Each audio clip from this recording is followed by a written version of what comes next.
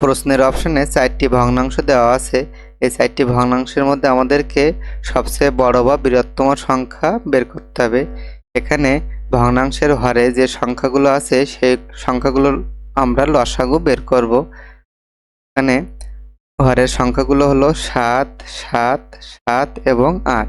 এই সংখ্যাগুলোর লসাগু হলো 56।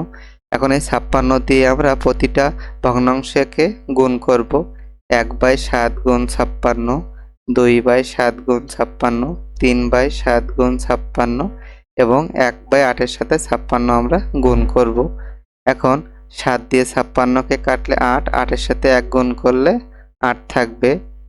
সাথে সাথে 56 কাটলে 8, 2-এর সাথে 8 গুণ করলে 16।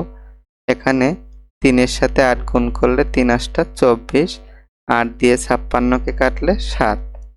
এখন আমরা 8, 16, 24 এবং 7 এই 4টি সংখ্যার মধ্যে সবচেয়ে বড় সংখ্যাটি হলো 24, যেটা প্রকৃতপক্ষে 3/7 এর পরিবর্তিত রূপ। সুতরাং 3/7 এই ভগ্নাংশটি হলো সবচেয়ে বড় বা বৃহত্তম সংখ্যা।